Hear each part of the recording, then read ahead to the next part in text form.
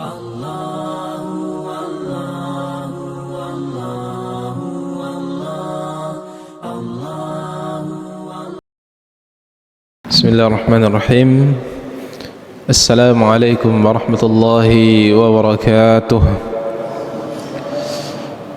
Alhamdulillahi rabbil alamin, hamdan yaliku bijalalihil karim wa 'idhami sultanih. Asyhadu an la ilaha illallah wahdahu la syarika lah, ta'dhiman li sya'nihi, wa asyhadu anna Muhammadan 'abduhu wa rasuluh الداعي إلى رضوانه صلوات الله وسلامه عليه وعلى آله وأصحابه وإخوانه أما بعد. إخواني وأحبائي في الدين، أعزني الله وإياكم أجمعين. Jamaah Maghrib Isya yang dirahmati Allah Subhanahu wa taala. Alhamdulillah, kita senantiasa saling mengingatkan untuk senantiasa meningkatkan rasa syukur kita kepada Allah Subhanahu wa taala atas segala nikmat yang Allah Subhanahu wa taala berikan kepada kita, atas segala kenikmatan yang kita rasakan, baik nikmat-nikmat duniawi atau nikmat-nikmat ukhrawi. Salawat dan salam senantiasa kita kirimkan kepada qudwah kita, teladan dan panutan kita, Rasulullah sallallahu alaihi wasallam. Qudwatuna, qudwah kita, teladan kita yang senantiasa kita berupaya untuk maksimal meneladani beliau sallallahu alaihi wasallam, karena beliau adalah sosok yang ditugaskan oleh Allah Subhanahu wa taala, mustafa, yang telah dipilih oleh Allah Subhanahu wa taala ya untuk umat manusia agar dijadikan sebagai teladan, ya, agar dijadikan sebagai panutan, ya. Namun sangat sedikit, ya, dari umat manusia yang betul-betul mau menjadikan beliau sebagai panutannya. Ma'asyiral muslimin, ikhwani fid din, a'azzani Allah wa iyyakum ajma'in. Alhamdulillah, kita bisa kembali melanjutkan pembahasan kita pada kitab Sahih At-Targhib Wat-Tarhib, yang merupakan kitab yang disusun oleh Syekhul Islam Muhammad Nasiruddin Al-Albani rahimahullahu ta'ala, yang merupakan kitab yang berasal dari kitab asalnya adalah At-Targhib Wat-Tarhib, ya, kemudian diseleksi dan diteliti oleh hadis-hadisnya oleh Syekh Al-Muhaddits Muhammad Nasiruddin Al-Albani, sehingga dipisah antara hadis-hadis sahih dan hadis-hadis dhaif.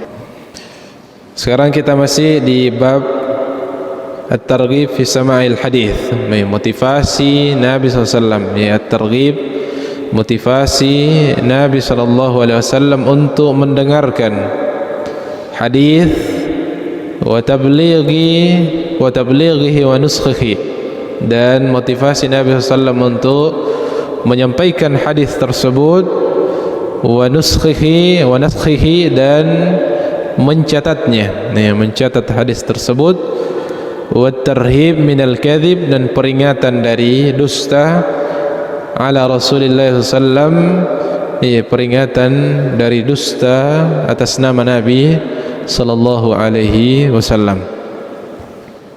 Pembahasan terakhir kita menyebutkan hadis yang kedua, namun tidak selesai, kemudian berakhir waktu, maka kita ulangi dengan cepat, ya, kemudian kita lanjutkan pada batas yang sudah kita sebutkan. Hadis yang pada derajat sahih berdasarkan penelitian Syekh Al-Muhaddits Muhammad Nasiruddin Al-Albani rahimahullahu taala. Wa an Zaid bin Thabit qala, dari sahabat yang mulia Zaid bin Thabit radhiyallahu taala anhu, beliau meriwayatkan sami'tu Rasulullah sallallahu alaihi wasallam yaqul, bahwasanya beliau mendengarkan Nabi sallallahu alaihi wasallam bersabda, naddarallahu imra'an sami'a minna hadithan faballaghahu ghairah. Naddarallah, semoga Allah Subhanahu wa taala menjadikan wajah seseorang bercahaya, berseri-seri. Nah, dan juga makna nadhara dari kata nudrah artinya diberikan kepadanya kebaikan yang banyak, yaitu orang yang mendengarkan dariku, kata Nabi SAW, hadithan, mendengarkan dariku satu hadis, faballaghahu ghairah, lalu dia menyampaikan hadis tersebut kepada yang lain. Ini sudah kita sebutkan keutamaan dan anjuran, motivasi Nabi SAW untuk mendengarkan. Pertama, motivasi untuk kita banyak mendengarkan hadis-hadis Nabi SAW. Dan tentu makna mendengarkan dari untuk para sahabat adalah baik mendengarkan secara langsung dari lisan Rasulullah SAW, yaitu para sahabat, atau mendengarkan dari sahabat yang telah mendengarkan hadis tersebut. Dan untuk zaman kita, tentu mendengarkan hadis dari para ahlu al-ilm, mendengarkan hadis tersebut atau membaca dari hadis tersebut, bisa dihukumi mendengarkan, karena kita telah mendapatkan informasi, pengetahuan tentang satu dari hadis Nabi SAW, lalu kita sampaikan hadis tersebut kepada yang lainnya. Maka ini pentingnya perhatian terhadap hadis-hadis Nabi SAW, sebagaimana selalu kita tegaskan bahwasanya sumber ilmu yang paling utama adalah Al-Quran, dan setelahnya adalah hadis Nabi SAW. Bahkan Al-Quran dan hadis tidak boleh ada dikotomi di antara keduanya. Tidak boleh ada dibedakan antara keduanya. Keduanya tidak bisa dipisahkan, saling berkaitan antara satu dengan yang lainnya. Sami'a hadithan, jadi motivasi untuk mendengarkan, memperbanyak mendengarkan tentang hadis Nabi SAW, dan termasuk diantaranya membacanya, dan berupaya untuk faballagha ghairah, berupaya untuk menyampaikan hadis tersebut, mendakwakan hadis tersebut, karena memang menjadi sunnatullah. Agama ini adalah agama dakwah. Agama kita adalah agama yang harus terus didakwakan, bukan agama yang mengajarkan hanya kebaikan untuk pribadi, hanya menganjurkan untuk kita taat hanya secara pribadi, tetapi agama kita adalah agama dakwah, agama yang tidak hanya menuntut kita untuk baik secara pribadi, tetapi mengharuskan kita untuk mendakwakan kebaikan yang kita ketahui, mendakwakan, menyampaikan kebaikan yang kita ketahui, dan mengajak orang lain pada kebaikan yang kita ketahui. Farubba hamil fiqhin ila man huwa afqahu minhu, maka boleh jadi atau bisa saja boleh jadi ada seseorang yang menyampaikan ilmu atau termasuk membawa hadis, menyampaikan hadis ila man huwa afqahu min, kepada seseorang yang lebih mendalam pengetahuannya daripada dia. Ini sudah kita sebutkan, boleh saja, tidak menjadi satu masalah ketika seseorang kemudian menyampaikan ilmu kepada orang yang lebih tinggi ilmunya daripadanya. Dan ini juga menunjukkan bahwasanya seseorang tidak boleh menyombongkan diri. Dia siap untuk mendengarkan ilmu dari siapa saja, termasuk orang yang lebih rendah kemampuan ilmunya daripadanya, selama yang dia sampaikan adalah ilmu yang memiliki sumber yang jelas. Wa rubba hamil fiqhin laisa bifaqih, dan boleh jadi seseorang yang menyampaikan ilmu atau menyampaikan hadis atau menyampaikan satu hukum fikih, laisa bifaqih, dia bukan orang yang mendalam ilmunya.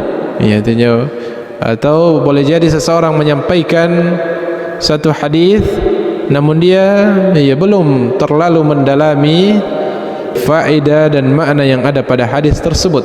Kalau di zaman Nabi mungkin dia mendengarkan Rasulullah SAW bersabda dan dia menghafalnya, lalu dia menyampaikan hadis tersebut, namun ternyata ada orang yang baru mendengarkan hadis tersebut namun bisa lebih mendalam pemahamannya dan lebih banyak faedah yang dia bisa dapatkan dari ilmu atau hadis tersebut.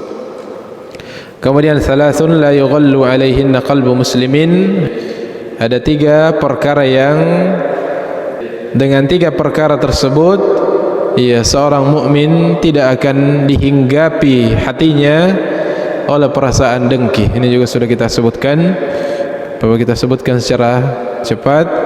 Ada 3 perkara, ada 3 amalan yang ketika seseorang memperhatikan, mengamalkan 3 perkara tersebut, maka hatinya tidak akan dihinggapi oleh rasa al-ghil, yaitu rasa dengki, rasa hasad.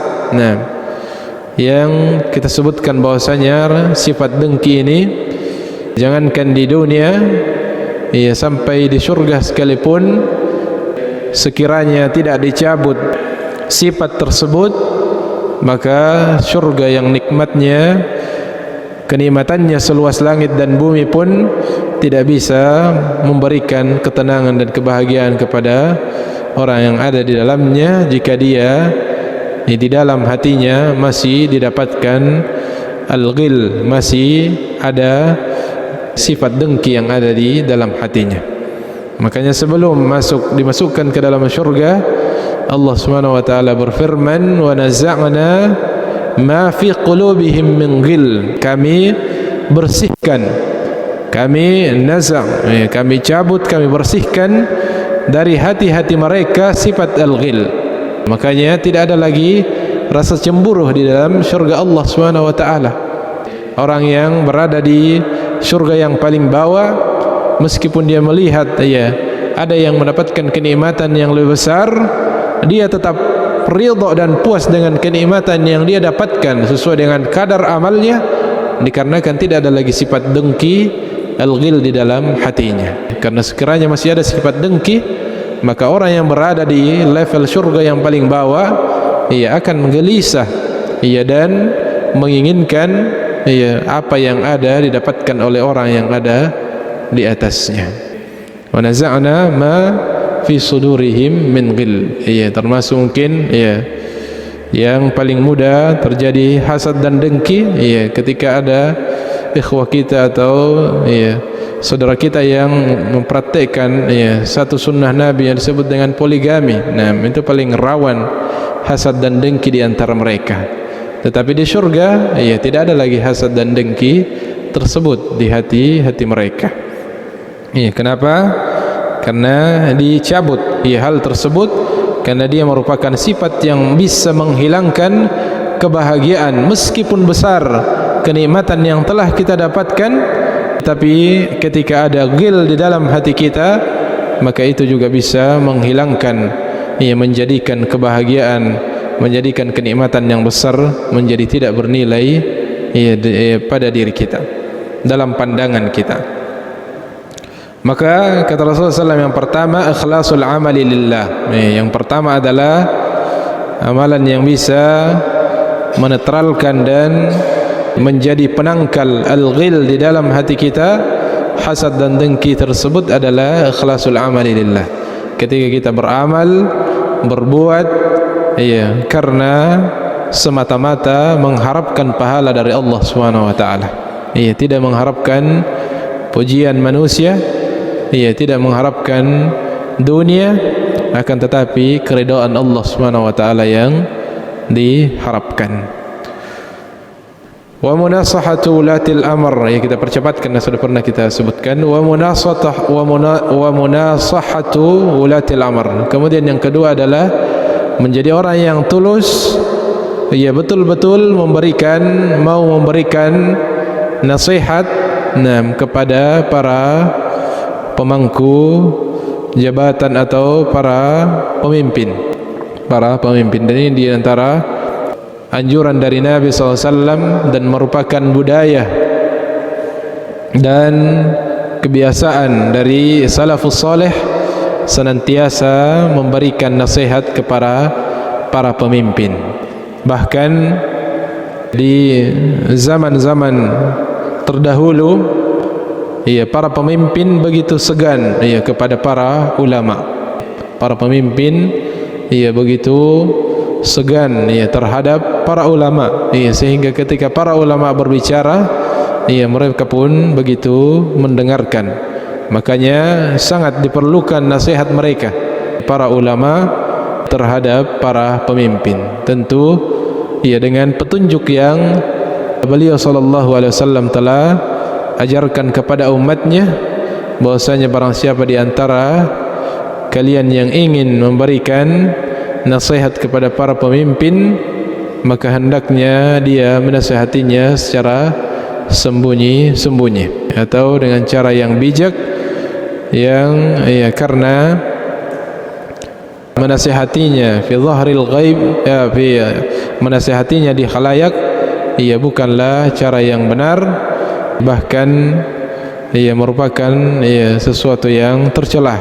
Ketika kita menasihati, apalagi menyampaikan kekurangan para pemimpin, jangankan para pemimpin, kita saja secara pribadi atau manusia rakyat biasa juga tidak pantas untuk kemudian dinasihati secara terbuka di hadapan manusia.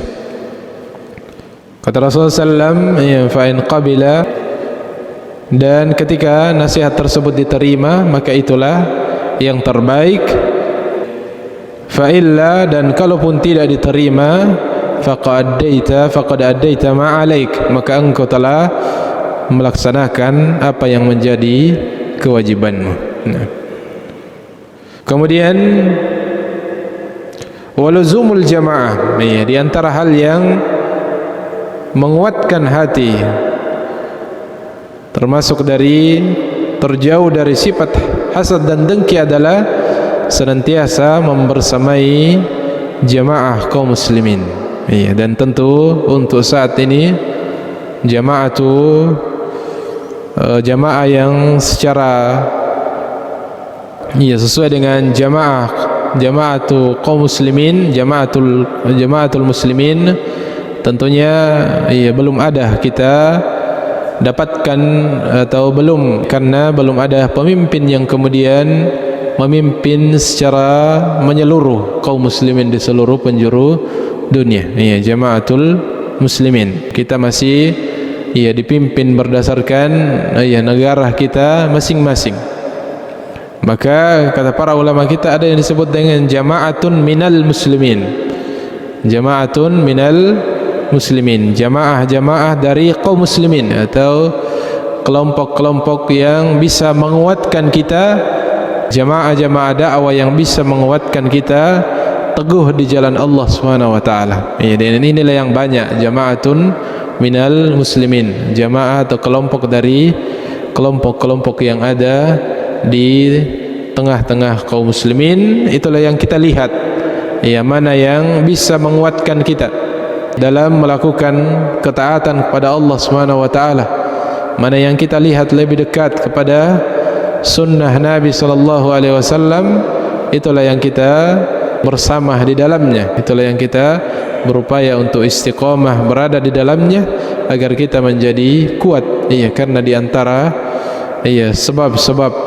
istiqamah, sebab-sebab kekuatan iman adalah membersamai orang-orang yang beriman, membersamai orang-orang yang istiqamah, orang-orang yang beriman. Dan kapan kita bersendirian, maka peluang kita untuk lemah lebih mudah, bahkan syaitan lebih mudah untuk menggiring kita pada futur, pada hal-hal yang menjauhkan kita dari Allah Subhanahu wa taala. atau ketika juga kita salah dalam memilih teman, ya itu juga akan menjadi sebab kita bisa tergiring kepada kebinasaan. Nah, al-mar'u ala dini khalili, ya seseorang itu sangat terpengaruh agamanya dengan agama temannya. Ya, maka penting untuk kita memilih teman-teman, rekan-rekan, ya luzumul jamaah, membersamai satu jamaah yang kita ketahui, kita dalami bahwasanya ini adalah jamaah yang berupaya untuk iltizam, berupaya untuk berpegang teguh kepada petunjuk Al-Quran dan Sunnah ala fahmi salafil ummah. Fa inna da'watahum tuhitu man wara'ahum, karena sesungguhnya doa-doa mereka itu meliputi orang-orang yang ada di belakangnya. Iya, para pemimpin, doa-doa mereka, iya, dan jamaah kaum muslimin mendoakan, iya, sesamanya kaum muslimin. Wa man kanatid dunya, ya, ini batas yang pernah kita sebutkan. Kemudian lanjutannya wa man kanatid dunya niyatahu. Ini tambahan faedah meskipun tidak berkaitan langsung dengan bab, tetapi dalamnya faedah yang penting. Wa man kanatid dunya niyatahu, dan barang siapa yang melakukan sesuatu dengan niat untuk mendapatkan dunia, ya apalagi kerja-kerja atau ibadah-ibadah atau perbuatan-perbuatan yang merupakan ibadah kepada Allah Subhanahu wa taala, atau biasa kita istilahkan dengan ya proyek-proyek akhirat, kemudian diniatkan semata-mata untuk dunia, maka farraqallahu alaihi amrahu, ya maka Allah Subhanahu wa taala akan mencerai-beraikan ya urusannya. Maka Allah Subhanahu farraqallahu alaihi amrah, ya urusannya akan ya dicerai-beraikan oleh Allah Subhanahu wa taala. Urusannya akan menjadi urusan yang ia berantakan. Wa ja'ala faqrahu baina ainaihi, iya, dan Allah Subhanahu wa taala akan menjadikan kemiskinan berada di hadapannya. Ya, jadi orang yang selalu obsesinya dunia, untung itu selalu akan diliputi dan dikejar oleh kekhawatiran, ya, akan senantiasa dikejar oleh rasa khawatir, yang selalu mau ia mengejar dunia pada setiap urusannya, sampai pada perkara-perkara proyek-proyek akhirat pun senantiasa dunia yang dikejar. Ya justru Allah akan mendatangkan ke dalam hatinya rasa khawatir, perasaan khawatir, dan senantiasa dihantui oleh kemiskinan. Ya selalu Allah jadikan kemiskinan ada di hadapannya. Walam ya'tihi minad dunya illa ma kutiba lahu, sedangkan ya dunia tidak akan datang kepadanya kecuali apa yang memang Allah telah catatkan untuknya. Maka dia sungguh sangat merugi, iya, sangat merugi, karena kan iya, pertama dia tidak mendapatkan pahala dari apa yang dia kerjakan, iya, ketika itu adalah kerja-kerja dunia, termasuk kerja-kerja akhirat, termasuk kerja-kerja dunia. Iya, orang yang bekerja hanya sekedar untuk memenuhi kebutuhan duniawi saja, yang bekerja berbisnis hanya sekedar obsesi untuk mengejar kekayaan dan kemewahan dunia, maka kerugiannya pertama farraqallahu alaihi amrah, urusannya akan menjadi urusan yang dicerai-beraikan oleh Allah Subhanahu wa taala, menjadi urusan yang tidak mulus, urusan yang berantakan. Kemudian wa ja'ala faqrahu baina ainaihi, kemiskinan senantiasa menghantuinya, kemiskinan senantiasa hadir, rasa khawatir di dalam hatinya. Sedangkan urusan dunia, walam ya'tihi minad dunya illa ma kutiba lahu, padahal perkara dunia tidak dia dapatkan kecuali apa yang Allah telah tetapkan untuknya. Ya, maka ya sangat merugi ya ketika kita mengerjakan satu pekerjaan semata-mata hanya untuk dunia. Apalagi kerja-kerja akhirat, amal-amal yang mulia, tentu sangat merugi jika itu hanya diniatkan untuk dunia. Dan termasuk kerja-kerja dunia kita, bisnis-bisnis kita, pekerjaan rutinitas, pekerjaan kita untuk mencari nafkah, untuk mencari penghidupan dunia, sangat rugi atau rugi kita jika hanya diniatkan sekedar untuk kebutuhan dunia kita. Kenapa kita tidak meniatkan untuk niat-niat pahala nih, agar kita mendapatkan dunianya, kita dapatkan akhiratnya. Ya, kita bekerja sebagai kepala rumah tangga, ya, itu adalah ibadah kepada Allah Subhanahu wa taala. Kita berupaya untuk menafkahi keluarga kita, itu adalah perintah dari Allah Subhanahu wa taala. Ya, untuk kita ya menafkahi anak dan istri kita, dan perintah ya untuk kita menjadi orang yang tidak tergantung kepada yang lainnya. Ya, kita bekerja agar kita bisa mapan, agar kita ya menjaga diri kita, menjaga iffah, ya, menjaga harga diri kita untuk tidak banyak bergantung kepada orang lain. Dan kita bekerja untuk kita mendapatkan kehidupan yang maafan, ya, agar kita bisa banyak bersedekah, ya, agar kita bisa banyak berinfak, agar kita bisa banyak menolong orang-orang yang membutuhkan. Maka kerja dunia kita bernilai pahala di sisi Allah Subhanahu wa taala. Banyak hasil yang kita dapatkan, banyak untung yang kita raih ataupun sedikit, yang pasti kita telah mendapatkan pahalanya di sisi Allah Subhanahu wa taala dari niat kita yang ikhlas karena Allah Subhanahu wa taala. Dan inilah pentingnya niat tersebut yang sebutkan pada poin yang pertama tadi, yang merupakan amalan yang mulia, mengikhlaskan niat dan menghadirkan niat. Iya, dan ini juga yang berat.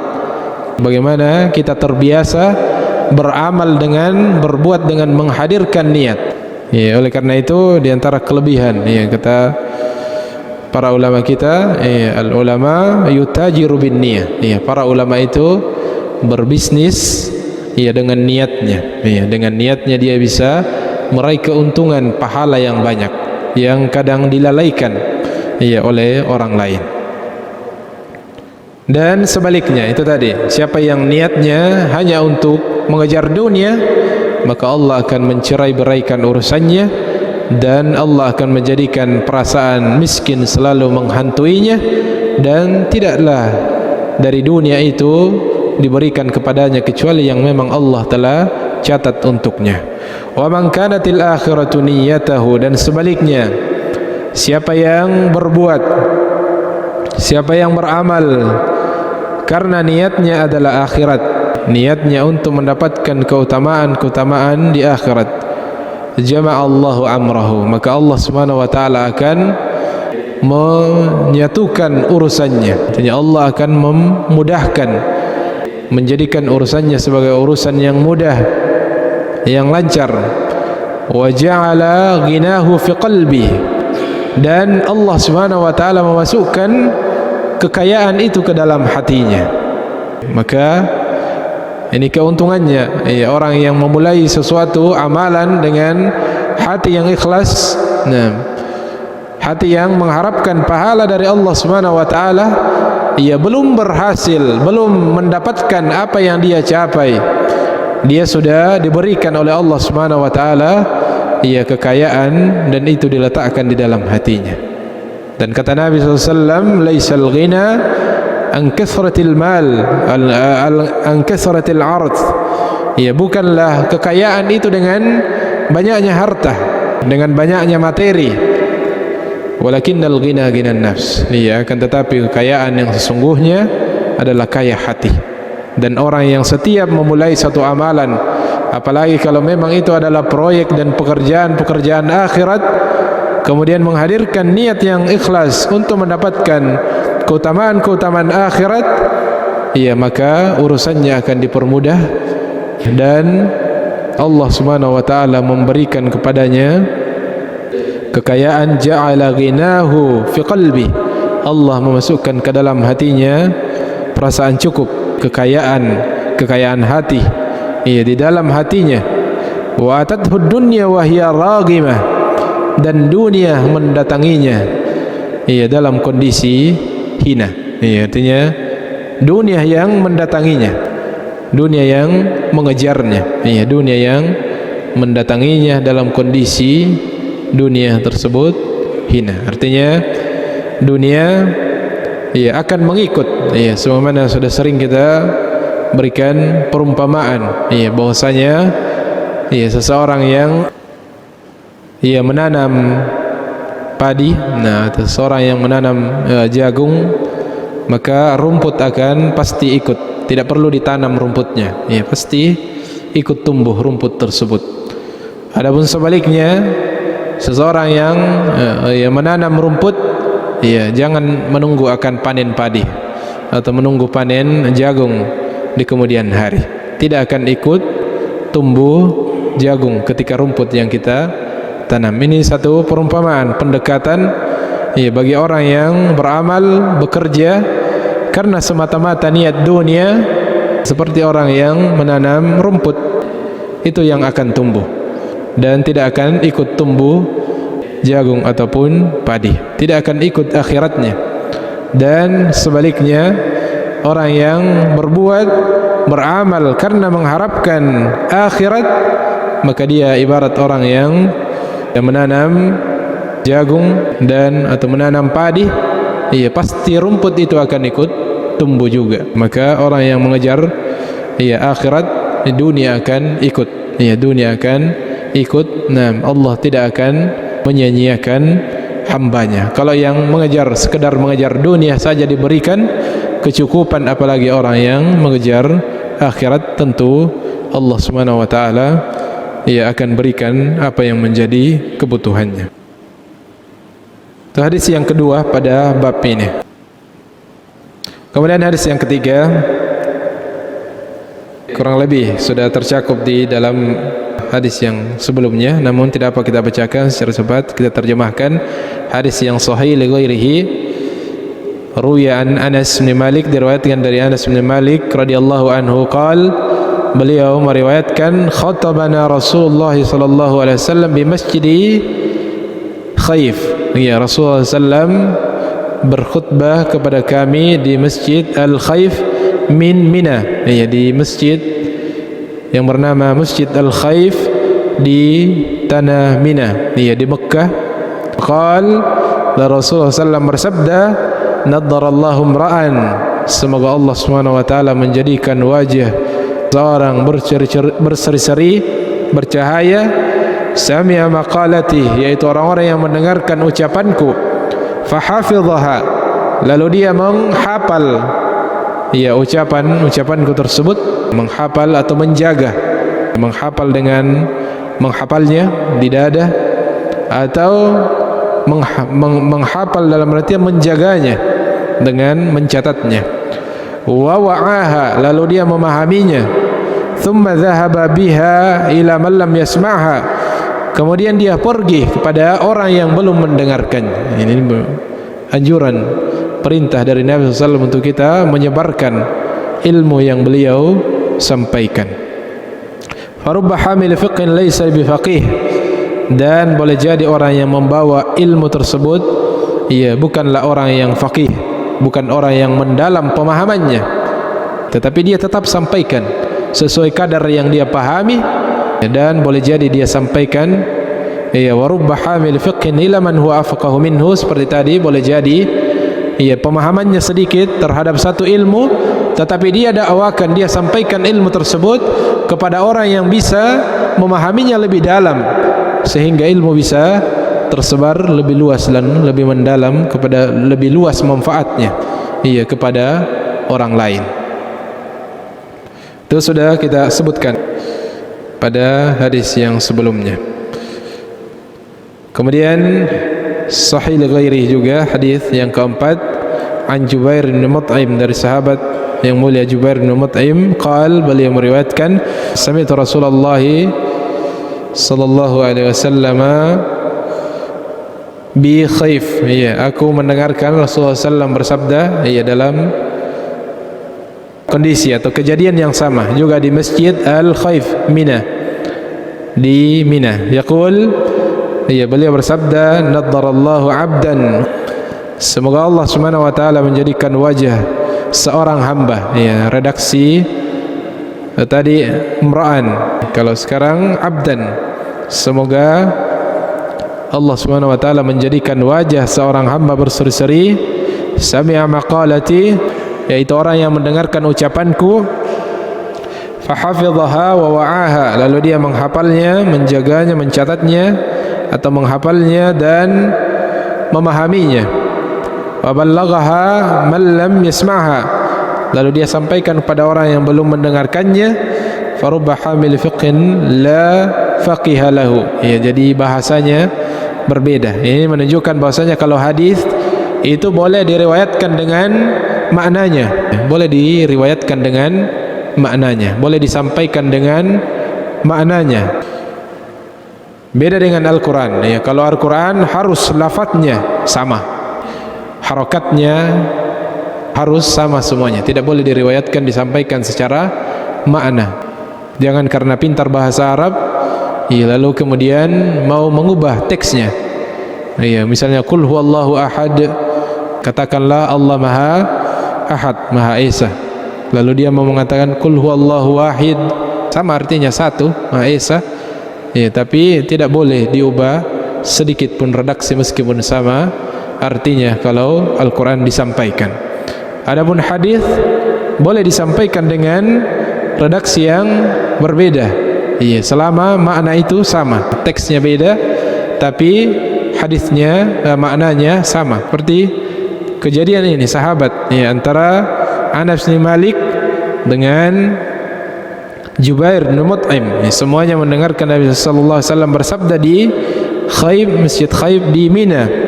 Namun cara penyampaiannya ada yang berbeda kalimatnya. Ada yang mengatakan naddarallahu 'abdan, ya, semoga Allah menjadikan wajah seorang hamba, yaitu kata abdan.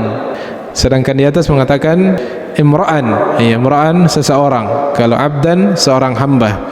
Sami'a maqalati, mendengarkan perkataanku, sabdaku, kata Rasulullah SAW, fahafidhaha, lalu dia menghafalnya, wa wa'aha, dan dia memahaminya, wa ballaghaha liman lam yasma'ha, lalu dia sampaikan kepada yang belum mendengarkannya. Kalau hadis yang sebelumnya mengatakan thumma dhahaba biha ila man lam yasma'ha, kemudian dia pergi kepada siapa yang belum mendengarkannya. Kalau di bawah mengatakan, hadis yang berikutnya mengatakan wa ballaghaha man lam yasma'ha, redaksinya beda, iya, tapi maknanya sama. Farubba hamil fiqhin la faqiha lahu, beda lagi redaksinya. Boleh jadi seorang yang membawa fikih, ya, tidak memiliki pengetahuan yang mendalam, ya, tentang fikih tersebut. Wa rubba hamil fiqhin ila ma huwa afqahu minhu, ya, kemudian boleh jadi seseorang menyampaikan satu ilmu fikih kepada yang lebih paham darinya. Thalathun la yughallu alaihinna qalbu mu'minin, ada 3 perkara yang, ya, seorang hamba ketika melakukannya dia bisa terjaga dari sifat al-ghil, sifat dengki, hasad, yaitu mengikhlaskan niat karena Allah, ikhlasul amali lillah, mengikhlaskan amalan kepada Allah Subhanahu wa taala, wa nasihatu li a'immati al-muslimin, menyampaikan nasihat kepada para pemimpin kaum muslimin, wa luzumu jama'atihim, dan senantiasa berpegang teguh atau membersamai, senantiasa membersamai jamaah kaum muslimin.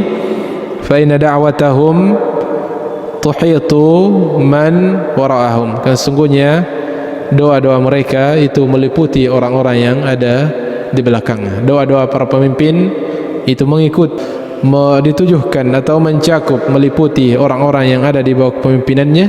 Dan jamaah ini, doa-doa para jamaah, ya, yang berada dalam satu jamaah yang bersama, senantiasa saling mendoakan antara satu dengan yang lainnya. Kemudian hadis berikutnya kita baca juga dengan cepat karena sudah pernah juga dilewati di bab sebelumnya. Hadis yang sahih an Abi Hurairah qala, dari sahabat yang mulia Abu Hurairah radhiyallahu anhu, beliau bersabda, qala Rasulullah sallallahu alaihi wasallam bersabda, idza mata ibnu Adam inqata'a amaluh, ketika anak cucu Adam telah meninggal maka terputuslah amalannya, illa min thalath, kecuali dari 3 sumber, sedekatan jariyah, sedekah yang mengalir terus menerus manfaatnya, aw ilmin yuntafa'u bih, atau ilmu yang bermanfaat, aw waladin salih yad'ulah, atau anak saleh yang senantiasa mendoakan. Kenapa hadis ini disebutkan juga di pembahasan tentang keutamaan mendengarkan dan menyampaikan hadis? Karena di antara ilmu yang bisa menjadi amal jariyah adalah ilmu yang berkaitan dengan hadis, yaitu orang-orang yang menghafal hadis dan mengajarkan satu hadis kepada orang lain, maka itu bisa menjadi ilmu yang merupakan amal jariyah atau ilmu yang terus dirasakan manfaatnya. Atau orang-orang yang rajin menulis hadis, kemudian tulisannya kemudian kekal, ya, tulisannya kemudian dicetak, dibukukan dan terus dibaca hadis-hadis Nabi tersebut, maka dia termasuk ilmu yang bermanfaat yang merupakan salah satu dari 3 amal jariyah yang terus menerus mengalir. Dan ini diantara budaya para salafus saleh adalah menulis. Ya, menulis termasuk menulis hadis-hadis Nabi sallallahu alaihi wasallam untuk kemudian dibukukan. Nah, qala al-hafidh, ya, al-hafidh, apakah ini al-hafidh Ibnu Hajar atau ya ulama yang lain yang juga mendapatkan gelar sebagai hafidh. Dan hafidh, ketika yang dimaksud hafidh hadis adalah hafidh orang yang menghafal ribuan atau bahkan jutaan hadis dengan sanadnya, bukan hafidh Quran. Ya, kalau hafidh Quran itu sudah biasa bagi para ulama terdahulu. Yang dimaksud yang digelari al-hafidh adalah orang yang mampu menghafal ribuan atau bahkan jutaan hadis lengkap dengan nama-nama periwayatnya. Dia mengatakan wa nasikhul ilmi nafi'un lahu ajruh, dan orang yang nasikh mencatat menulis ilmu, nafi'un lahu, an-nafi' mencatat ilmu yang bermanfaat, lahu ajruhu, untuknya pahalanya, wa ajru man qara'a au nasakhahu au amila bihi, dan pahala orang yang membaca tulisannya atau menulis ulang atau mengarang berdasarkan tulisannya. Ya, sebagaimana Syekh Al-Albani menulis banyak buku dari buku ulama-ulama sebelumnya, diteliti kembali. Au amila bihi min ba'di, atau dia mendapatkan pahala dari orang yang beramal karena telah membaca tulisan hadis yang pernah dia tulis. Ma baqiya khattuhu wal amalu bihi, selama tulisannya masih bertahan dan masih diamalkan dari ilmu yang telah dia tulis. Lihadzal hadis, terhadap satu hadis, wa amsalih, dan semisalnya. Wa khattuhu wal amalu bihi lihadzal nam. Wa nasikhun ghairin nafi, dan orang yang menulis meninggalkan satu tulisan, satu goresan pena pada hal-hal yang tidak bermanfaat, mimma yujibul itsm, yang mana tulisan itu bisa membawa pada dosa. Ya, ada juga orang sering rajin menulis-nulis, tapi menulis-nulis ya sesuatu yang tidak memberikan manfaat. Ya, biasa mungkin dapat di mobil-mobil trek nih, tulisan-tulisan yang ya kadang merusak konsentrasi ketika berkendaraan. Ya, alaihi wizru, ya, baginya dosanya, wa wizru man qara'ahu, dan dosa orang yang membacanya. Ya, makanya istighfar kalau baca hal-hal yang tidak bermanfaat di hadapan kita. Au nasakhahu, atau menulis lagi, ya, karena terinspirasi dengan satu tulisan yang kurang bermanfaat, dia juga menulis status, ya, atau memposting tulisan yang tidak bermanfaat tersebut. Au amila bihi min ba'di, atau ya mempraktikkan, mengamalkan apa yang tidak bermanfaat tersebut. Ma baqiya khattuhu wal amalu bihi lima taqaddam, ya, atau ya selama tulisan itu masih ada, ya, atau masih terus dibaca, dan apalagi diamalkan tulisan yang tidak bermanfaat tersebut, maka dosanya juga terus mengalir kepada orang yang pertama kali menulis hal yang tidak bermanfaat tersebut. Mudah-mudahan kita diberikan oleh Allah Subhanahu wa taala ilmu yang bermanfaat dan terus ditambahkan ilmu kepada kita dan taufik untuk terus mengamalkan ilmu yang telah kita dapatkan. Mudah-mudahan ada manfaatnya. Segala yang benar datang dari Allah. Jika ada hal-hal yang keliru atau keterbatasan secara pribadi, maka kita beristighfar pada Allah Subhanahu wa taala dengan doa kafaratul majelis. Subhanakallahumma wa bihamdik, asyhadu an la ilaha illa anta, astaghfiruka wa atubu ilaik. Wa akhiru da'wana alhamdulillahi rabbil alamin. Wa wassalamu alaikum warahmatullahi wabarakatuh.